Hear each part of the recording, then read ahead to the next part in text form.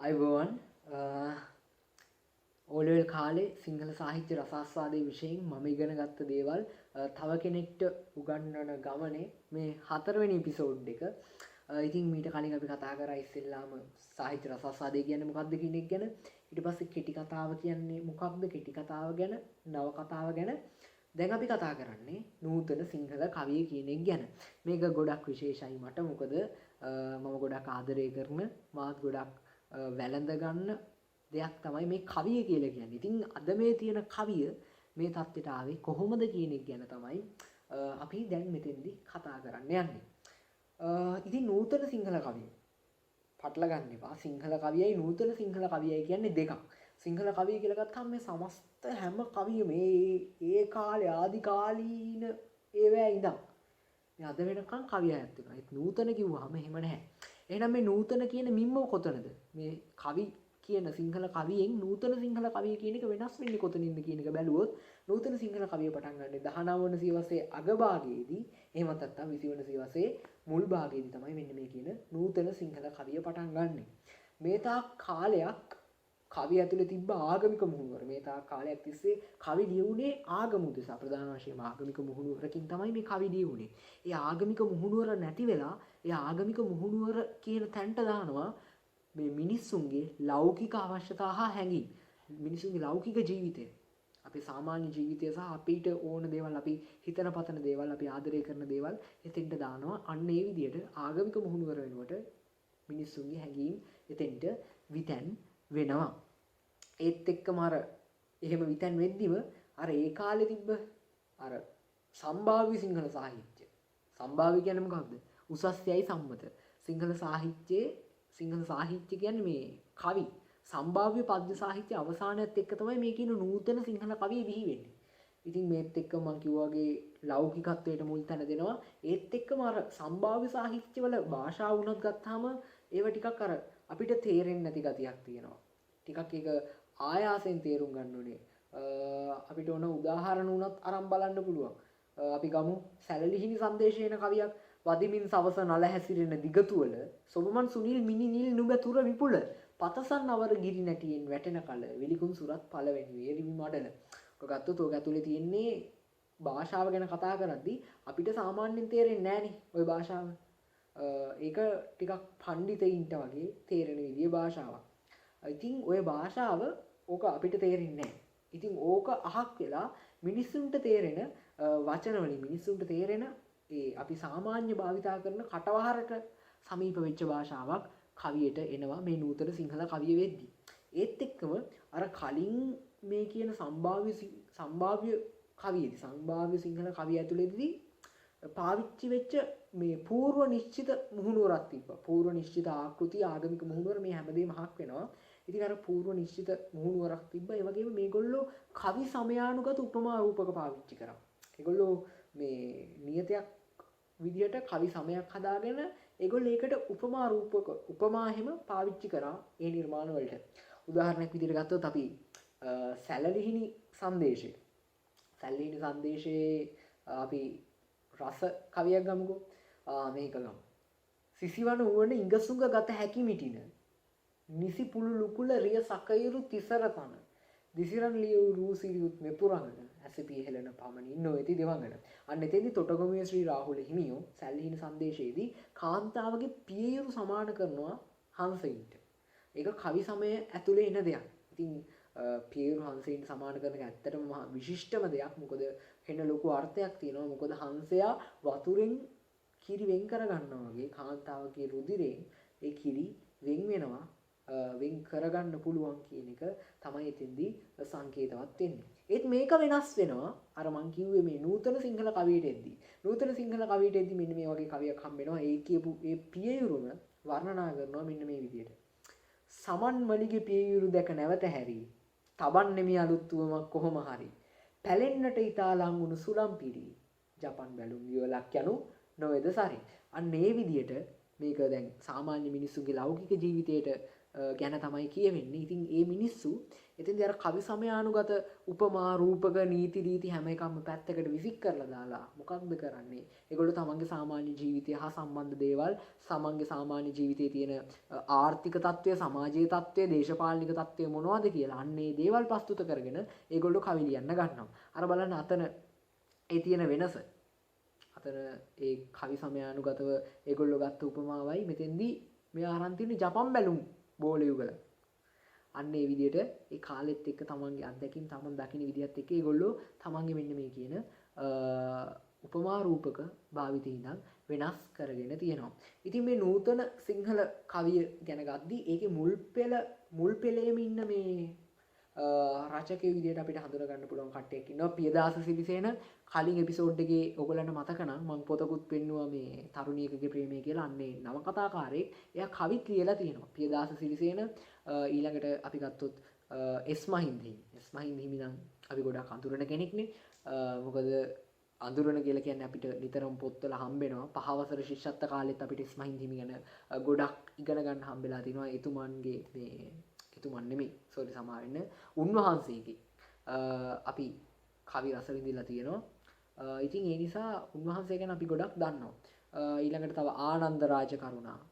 ඔන්න වගේ කවියෝ සෙට් එකක් ඉන්නවා. මේගොල්ලෝ තමයි වැඩිහිටි පරම්පරාව. අපි මේ යුගයට කියනවා කොළඹ යුගය කියලා. කොළඹ යුගයේ වැඩිහිටි කවි පරපුර.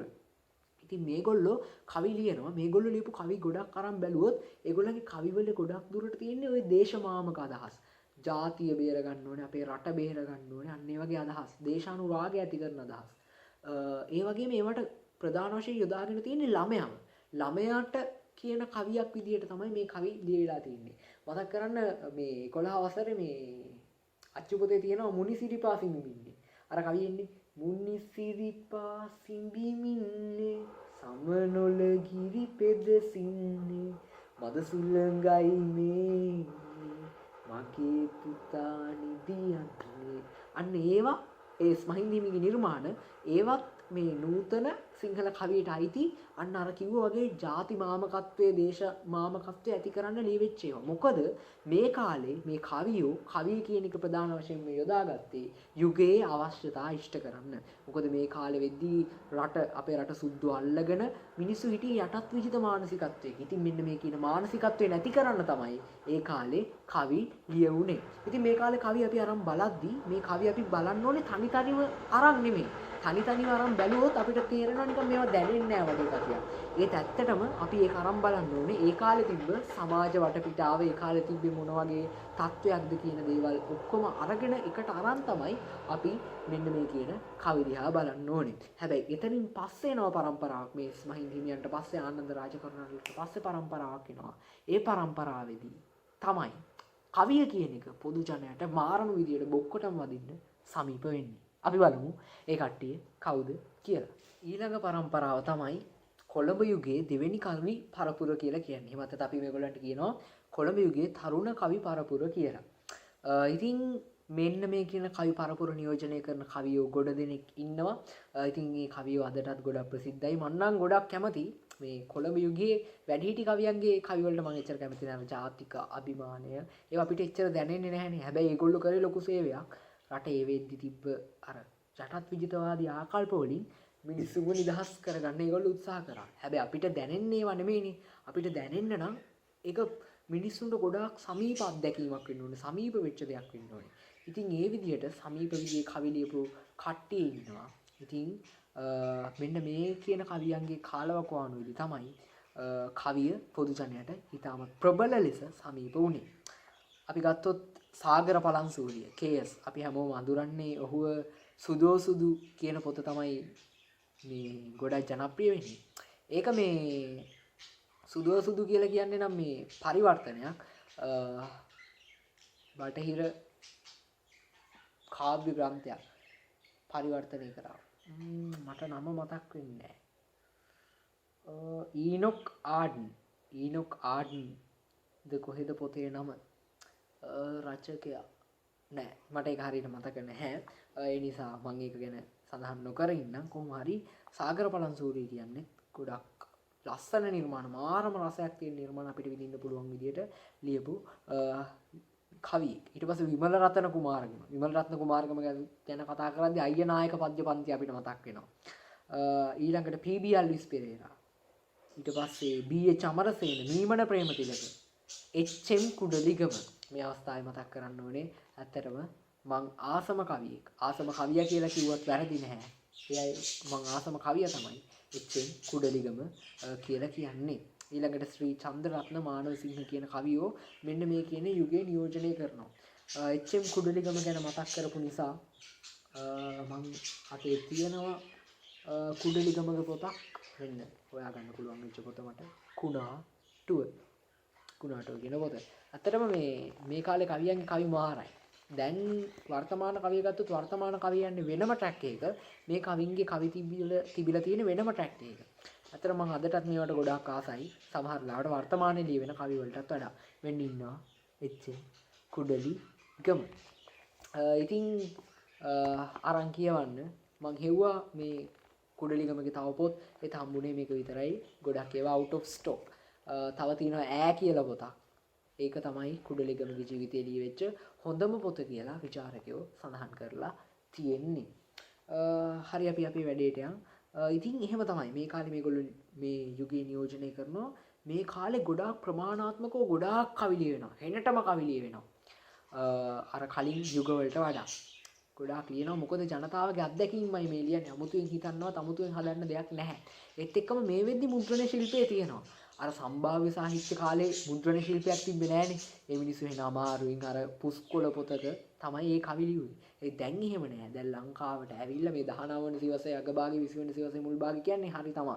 සුද්ධ ඇවිල්ලා හොඳටම කරලා තියෙන්නේ මුද්‍රණ ශිල්පයේ තියෙනවා. ඉතින් මේ කාලේ ප්‍රමාණාත්මකව වැඩිම කවි සංඛ්‍යාවක් මේ ලියවෙනවා. ඒත් එක්කම මුද්‍රණ ශිල්පය ප්‍රචලිත වෙනවා. ඒ නිසා කවි පොත්, කවි සංගරා, කවිකොළ මේ කාලෙදී ගොඩාක් ප්‍රසිද්ධ වෙලා ගොඩාක් අච්චු ගහනවා. කවි සංගරා ගැන ගත්තොත් ඔය කුඩලිගම වගේ කවිය සංස්කාරක කරපු සංගරා තියෙනවා. දේ දුන්න සුවඳ මීවදය. ඒ වගේ තව ගොඩක් කවිය සංස්කරණය කරපු කවි සංගරා ඒ කාලේ තිබ්බා. අද මම හොයලා බැලුවා කවි සංගරා කොහේ මේ ටිකක් ගැන ගන්න කඩවල් වලට ගිහිල්ලා කඩවල් වල නම් එහෙම කවි සංගරා දැනට ගන්න නැහැ.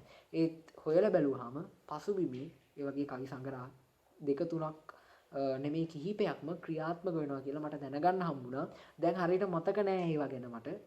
මතක් වුණොත් ඉස්සරහ වීඩියෝ එකකදී හරි කවි සංගරා රසිකයින්ට මම ඒ ගැන දැනුවත් කරලා තියන්නම්. ඊළඟට මේ කාලේ දැන් මේ කවියෝ මොකද්ද බටහිර රොමැන්ටික් කවින්ගේ. ඒ කියන්නේ ස්වභාව සෞන්දර්ය සහ ජීවිතය ගැන හරි සෞන්දර්යාත්මක දෘෂ්ටි කෝණයකින් බලනවා. අන්න ඒ කියන රොමැන්ටික් වාදී කවින්ගේ ආభాසය තමයි ගොඩාක් දුරට අරගෙන තියෙන්නේ. ඉතින් මේ තර්ක බුද්ධියට මේ වගේ දේවල් වලට විසඳන්න බැරි ගැටලු වලට මොනවද කරන්නේ? කවියෝ තමන්ගේ නිර්මාණශීලීත්වයෙන් උත්තර හොයන්න පටන් ගන්නවා. අන්න ඒ වගේ ගැටලු කවියට වස්තු විශේෂ වෙනවා. ඒ වගේ දෙයක් තමයි රොමැන්ටික් ආభాසය කියලා කියන්නේ. ඉතින් මේ කාලෙදි සිද්ධ වෙන දෙයක් තමයි මේ විශේෂයෙන්ම අපිට කැපිලා පේනවා ස්ත්‍රිය සහ ස්ත්‍රී පුරුෂ ප්‍රේමය ආදරය. ඇත්තට මේක කොහොමත් ලස්සනයි.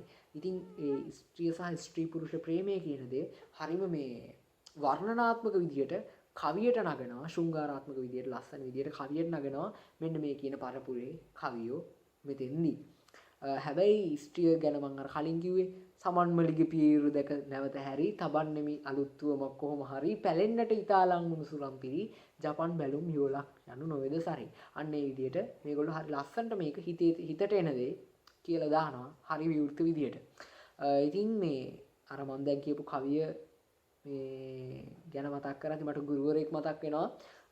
අපිට හිටිය ඉතිහාසයේ ගුරුවරයා අපිට සිංහලත් ඉගෙනුව සිංහලත් උගන්වනස වජිරශ්‍රී ඩයස් කියන ගුරුවරයා මේ වෙලාවේ මට මතක් වෙනවා. ඉතින් සර් ගැන චුට්ටක් කියන්න හිතෙනවා වචනයක් වගේ. ඉතින් සර්ත් උගන්වද්දි වෙනමම රටාවක් තියෙන ගුරුවරයෙක් අපේ ඉස්කෝලේ ඉන්න ගුරුවරයෙක්. ඉතින් ඔය වගේ කවි වගේ දේවල් සුපිරියටම අපිට කියා දුන්නා. හරි වැඩේට එමු. ඉතින් අන්න ඒ වගේ ඒ කවියත් එක්ක තමයි මට සර්ව මතක් වුණේ. ඉතින් කොහොම හරි අන්න ඒ විදියට මේ ස්ත්‍රියව මේ විදියට වර්ණනා කරනවා. හැබැයි ඊට කලින් මේ විදියට සම්භාව්‍ය කාලේ ස්ත්‍රිය වර්ණනා කරේ නැහැ කියලා අපිට කියන්න බෑ. මොකද බැලුවොත් අරන් බැලුවොත් ස්ත්‍රී වර්ණනාව ගැන තොටගමුවේ ශ්‍රී රාහුල හිමි තමයි හොඳටම කරේ කියලා කියන්න වෙනවා ඊට පස්සේ.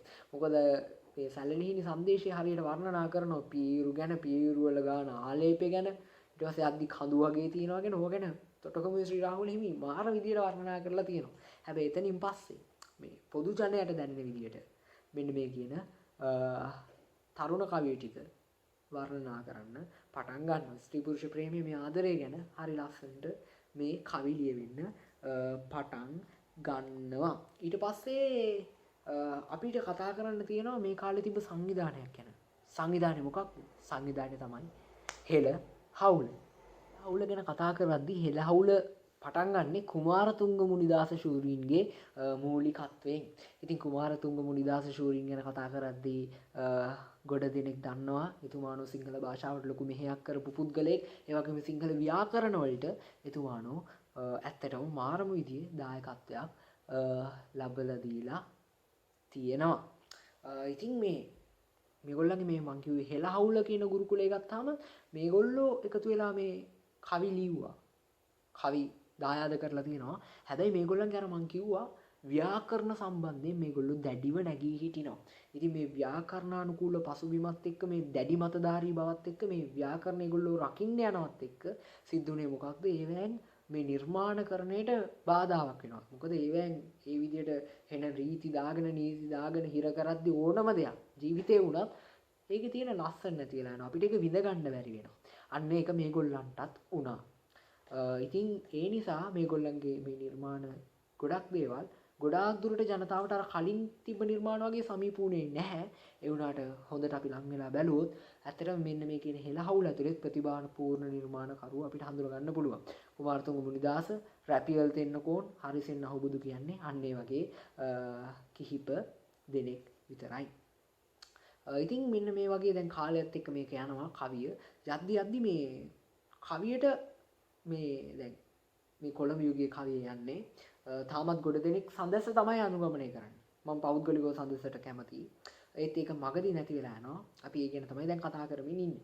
ඉතින් මේ සඳසත් එක්ක මේගොල්ලෝ යද්දී තේරෙනවා මේ කාලේන මේ අලුත් අත්දැකීමුයි කියා ගන්න ඕනේ අලුත් දේවලුයි එක්ක මේ තියෙන ආකෘතිය හරියන්නේ නැහැ. වෙන ආකෘතියක අවශ්‍යතාවය පැන නැගිලා තියෙන කාලෙකදී මොකක්ද සිද්ධ වෙන්නේ? ජී.බී. සේනානායක ජී.බී. සේනානායක කියලා පුද්ගලයෙක් ඉන්නවා. ඇත්තටම සාහිත්‍ය ඇතුලේ බිහිවෙච්ච ශ්‍රේෂ්ඨ පුද්ගලයෙක්. එතුමා තමන්ගේ පලි ගැනීම කියන පොත ඒ ගැන කතා කරනවාලි අපි පොත අතට අරගෙන ඉමු. මෙන්න තියෙනවා. පලි ගැනීම. පලි ගැනීම කියන පොත මෙන්න මේ පොත එලි දක්වනවා. මේ පොතෙන් මේක 1948 එලි දක්වන්නේ. ලංකාවට නිදහස හම්බෙච්ච අවුරුද්ද 1948. ඉතින් මේකෙදී මේ පොතේදී මේක කෙටි කතා පොතක්. මේ කෙටි කතා පොතේ සමහර තැන්වල ගද්‍යත් පද්‍යත් අතර මේ රචනා විශේෂයක් විදිහට නිදහස් කවි කියලා જાතියක් මේ ජී.බී. සේනානායක හඳුන්වලා දෙනවා. අන්න එතෙන්දී නිදහස් පද්‍යයේ පුරෝගාමීක් විදිහට ජී.බී. සේනානායක මේ යන පැටර්න් එකම ට්‍රෙන්ඩ් එකම අනිත් පැත්ත ගහනවා.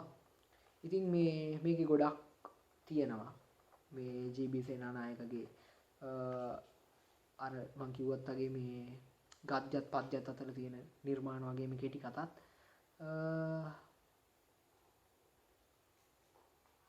අපි එක මේ ඒ නිදහස් කවියක් කියවලෙමු. මම ඉක්මනට කියවගෙන යන්නම්. සැදෑ අඳුර. අඳුර සෙමෙන් පැතිරෙත් මම හිස ඔසවා නිල් මිනිවන් ඈනෙත් දෙස බැලීමි. ඈත අහසෙහි රන් පැහැය ගෙවිලා ලේ පැහැවිය. ලං වූ ඇගේ නැහැෙන් මා මුහුණ මත හෙන. සුසුමෙහි සෝදින් මත් වූ මම ඈ අත ඇඟිලි අග අල්වා සොඳුරැයි කෙඳිරීමි. දැඩි රත් පැහැගත් අහස පශ්චාත් භාග කොට මහ ඝන කළුවලාවක් සෙමෙන් නැගී මුදුන් වේ. වහා හැමූ සුළඟකින් සෙලවුණු සීඹලා ගසෙහි අතු ඉති ලැහැමින් ගිලිහුණු කොළ රැස අප වසාගෙන වැටින. සුළඟෙහි සිසිලෙන් හැකිලුණු මම ඇගේ මොලොක් අත අත්ලෙහිගෙන එහි පහසින් කුල්මත් වී අඳුරෙහි සුදු මැලිව පෙනෙන ඇගේ මුහුණට මා මුහුණ ලංකොට සොඳුරැයි යළිත් කීමි. ඈසෙමින් හිසොසවා තම නිල් මිනිනුවන් මානෙත් මත රැඳ වූ විට ඒ දිනෙති මාදුටුවේ කිම නොවසන් මට කිව නොහැක. ඉතින් ඔන්න ඔය වගේ තමයි ගද්‍යත් පද්‍යත් අතර නිදහස් කවිය කියන එක මේ ජී.බී. සේනානායකයන් හඳුන්වා දෙන්නේ. ඉතින් ඒ කවිය ගැන මුකුත් කියන්න නැතුව ඒක ඔබටම රස විඳින්න ඔබටම හිතා ගන්න ඉඩ දීලා මම ආයෙමත් පාඩමට එන්නම්. ජී.බී. සේනානායක තමන්ගේ මේ කියන නිදහස් පද්‍ය කියන ආකෘතිය හඳුන්වලා දෙන කාලෙම 1956 සිරි ගුණසිංහ තමන්ගේ පොතක් නිකුත් කරනවා මස්ලේ නැති ඇට කියලා. මස්ලේ නැති ඇට. ඉතින් මෙන්න මේ කියන පොත ඇතුලෙන් ඔහු හඳුන්වලා දෙනවා නිදහස් පද්‍ය කියලා ඔහු අදහස් කරපු නිසදැස් ආකෘතිය. මේ නිසදැස් ආකෘතිය එයා හඳුන්වලා දෙනවා. ඉතින් මෙන්න මේ කියන කවිය සිව්පද වලින් සදැස් වලින් සිව්පද වලින් විතැන් වෙලා මෙන්න මේ කියන නිදහස් නිසදැස් ආකෘතියට මේ ගේන්න මූලිකත්වය අරන් කටයුතු කරපු මැදිහත් කරුව විදියට අපි හඳුන්වනවා සිරි ගුණසිංහව. ඒක තමයි හරිම දේ. ඉතින් මේ සිරි ගුණසිංහ ප්‍රබලව එක මතයක ලැබිලා ඉන්නවා. මේ මතය තමයි කවියෙහි ඇත්තේ බුද්ධියෙන් ග්‍රහණය කරගත යුතු අදහස් කියන එක. බුද්ධියෙන් ග්‍රහණය කරගත යුතු හැඟීම් හා අදහස් කියන එක තමයි සිරි ගුණසිංහගේ අදහස වෙන්නේ. ඉතින් මේ විදිහට පටන් ගත්ත මෙන්න මේ කියන නිසදැස් ආකෘතියේ අඩුපාඩු තිබ්බා. ඉතින් අඩුපාඩු තිබ්බට ඒක ලංකාවේ ඉන්න මිනිස්සුන්ට අලුත් අත්දැකීම. මොකද මීට කලින් මේ නිදහස් මේ නිසදැස් කියන දේ ලංකාව ඇතුලේ තිබ්බේ නැති නිසා. ඉතින් මෙන්න මෙහෙම ටිකින් ටික මේ නිසදැස් ආකෘතියේ තිබ්බ මේ නිෂේධනීය ලක්ෂණ කියන අඩුපාඩු අනම්මනන් ටික හදාගෙන ඊට පස්සේ පැරණි සිංහල සම්භාව්‍ය සාහිත්‍යනුයි ජන කවි වලිනුයි ඒත් එක්කම බටහිර කවීන්ගේ ආభాෂය අරගෙන ටික මේ නිසදැස් කියන එක යම්කිසි ප්‍රතිභාපූර්ණ මට්ටමකට ගෙන ආපු නිර්මාණකාරයෝ දෙන්නෙක් ඉන්නවා. ඒ දෙන්න තමයි එක්කෙනෙක් ගුණදාස අමරසේකර අනිත් කෙනා මහගම සේකර. ඉතින් ඇත්තට මේ දෙන්න ගැන කතා කරද්දී සිංහල සාහිත්‍ය ගැන කතා කරද්දී අනිවාර්යයෙන්ම කියවන නම් දෙකක් තමයි මෙන්න මේ නම් දෙක. ඉතින් මේ ඉස්සරහට අපිට මේ විෂය ඇතුළතදී මේ දෙන්න ගැන පුළුල්ව කතා කරන්න පුළුවන්. මේ දෙන්නගේ නිර්මාණ අපිට සම්මුඛ කරගන්න පුළුවන්. ඉතින් මේ දෙන්න ගැන මම වැඩිපුර මෙතෙන්දී කතා නොකර ඉන්නම්. ඉතින් මේ මහගම සේකරගේ මාර්ගය ඔස්සේ යනවා ගොඩක් ප්‍රසිද්ධ කවියෙක් ඉන්නවා. අදටත් සිංහල කවිය ගැන කතා කරද්දී ප්‍රධානතම කවිය විදිහට අපි සලකන්නේ ඔහුව රත්නශ්‍රී විජේසිංහ. ඉතින් රත්නශ්‍රී විජේසිංහයන් මේ මෑතකදී රත්නශ්‍රී විජේසිංහගේ පොතක් නිකුත් වෙන්න නියමිතයි. ගෙත්තම්පාන අලුත් පොතේ නම. ඉතින් තවමත් සාහිත්‍යකරණේ නියැලෙනවා රත්නශ්‍රී විජේසිංහයන්. ඊට පස්සේ මොනිකාරුවන් පතිරණ ඔය විදිහේ කවිය ලයිස්තුවක්ම මේ මෙතන දීලා තියෙනවා පොතේ. දයාසේන ගුණසිංහ පරාක්‍රම කොඩිතුවක්කු වගේ කවි කිවිඳියන්ට ප්‍රමුඛ ස්ථානයක් හිමි වෙනවා. මෙන්න මේ කියන නිසදැස් ආකෘතිය අරගෙන කවිය වර්තමාන නූතන කවිය මේ தත්වෙට අරගෙන ආවට ඊට පස්සේ නූතනේ අදගත්දී කවිය අර්ථපූර්ණයි. ඒ කියන්නේ අර්ථාන්විතයි. ඒ වගේම භාවපූර්ණ හැඟීම් දනවනවා මාරම් විදියට. ඉතින් ඒ විදිහට හැඟීම් දනවන එක ගැන අපිට ස්තුතිවන්ත වෙන්න පුළුවන් තරුණ කවීන් කිහිප දෙනෙකුත් ඉන්නවා. මොකද ඒගොල්ලෝ තමයි කවිය ඒ තැනට එන්නේ. ඒගොල්ලොත් එක කාරණාවක් වෙච්ච නිසා. නන්දන වීරසිංහ අදටත් සාහිත්‍යයේ නියැලෙන විශිෂ්ට ලේඛකයෙක් කියලා අපිට හඳුන්වන්න පුළුවන්. ඔහුවත් අපිට හම්බෙනවා මේ විෂය ධාරාව ඇතුළතදී. ඊට පස්සේ යමුනා මාලිනී පෙරේරා, එරික් ඉලියප් ආරච්චි ගිය අවුරුද්දේ ස්වර්ණ පුස්තක හම්බෙච්ච නවකතාව පේත වල රචකයා එරික් ඉලියප් ආරච්චි වැනි ඒත් එක්කම එරික් ඉලියප් ආරච්චි වගේ කවි කිවිඳියෝ පුරෝගාමී වෙනවා මේකට. ඒත් එක්කම තරුණ කවීන් කිහිප දෙනෙක් ඉන්නවා මේක ඇතුලේ. ඒගොල්ලොත් මේ නූතන සිංහල කවිය අද තියෙන තැනට එන්න ලොකු මෙහෙවරක් ඉටු කරපු කට්ටිය. අපි ගත්තොත් ලක්ෂාන්ත අතුකෝරාලගේ පොත් දෙක තුනක්ම මම අතේ තියෙනවා. මම ඒ ටික පෙන්නලා ඉන්න.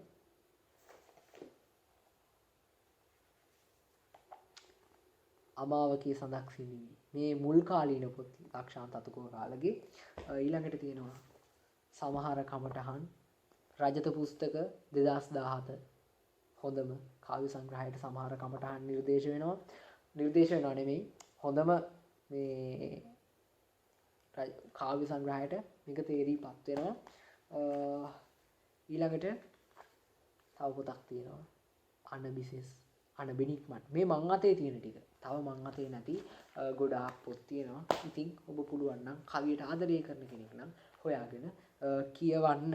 ඊළඟට මංජුල වෙඩිවර්ධන. විප්‍රවාසීව වෙසෙන වෙඩික්කාර කවිය කියලා තමයි සාහිත්‍යයට ආදරය කරන වෙඩිවර්ධනට ආදරය කරන අය ඔහුව හඳුන්වන්නේ. ඉතින් කතාවක් ලියනවා මේරි නම් වූ මරියා කියලා. ඉතින් මේ කතාව ලිව්වට පස්සේ ඒක වාරණය වෙනවා. ඒත් එක්කම කලාව නිසා ඒ ඇතිවෙච්ච දේවල් නිසා රටින් පිටුහල් වෙන්න සිද්ධ වෙනවා මංජුල වෙඩිවර්ධනට. දැන් පැරිසියේ ඉන්නේ. ඉතින් පැරිසියේ ඉඳගෙන තාමත් අඛණ්ඩව සාහිත්‍යකරණේ නියැලෙනවා. ඉතින් මංජුල වෙඩිවර්ධනගේ පොත් දෙකක් මම අතේ තියෙනවා. මේක නම් ගේය පද මේ ස්නේහයේ කල්වාරියයි. ඊළඟට මේ මෑතකදී ආපු එකක් සන්තාන ගීතිකා. මංජුල වෙඩිවර්ධන ඉන්නවා මෙන්න මෙතන පිටිපස්සේ. මේකිනුත් අපි එක කවියක් කියවගෙන යමු. ඉදින් හදබසට පර්යාය කිසිවක් තබා යන්නයි මම ඇයට ඇවිටිලි කළෙමි. එවිට ඇය පාපතුලසවා දුහුවිල්ල ගසා දැමුවාය. ඒත් පොළොවේ මුද්‍රාව තිබූ පාලකුණ මම අහුලා ගතිමි. ඔහු ගිලිහි වැටුනේ අවසන් පූර්ව මන්දස්මිතය අභියස දීමය.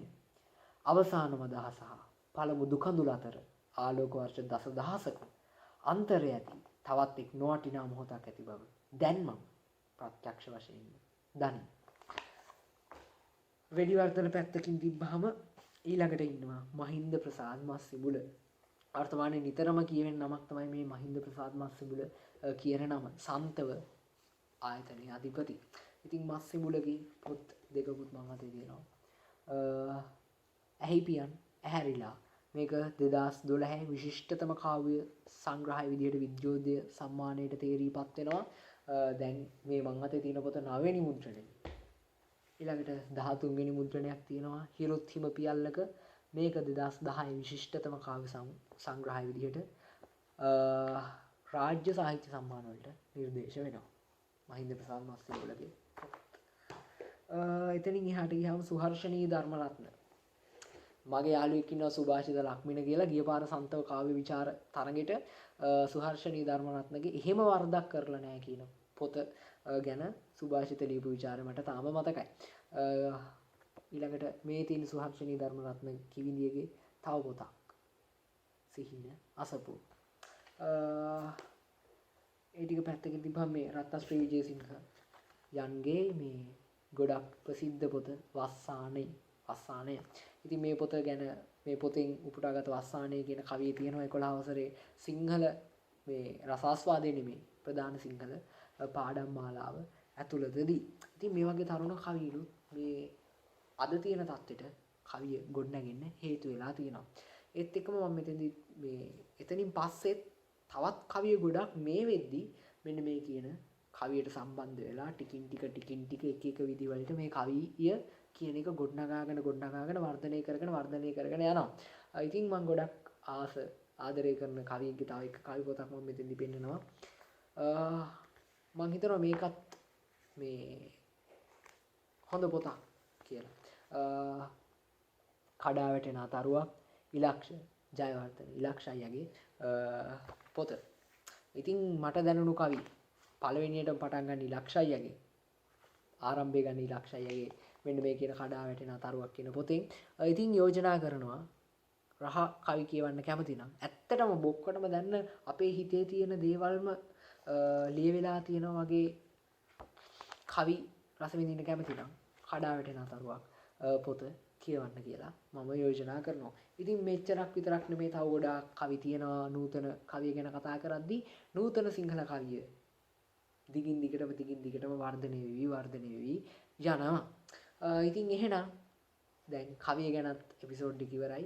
ඒ කියන්නේ දෙවෙනි පාඩම සම්පූර්ණයෙන්ම ඉවරයි. නූතන සාහිත්‍යාංග කිහිපයක් කියන එක ඊළඟ පාඩමේ. එහෙනම් අපි හම්බ වෙමු. එතකන් ආයුබෝවන්.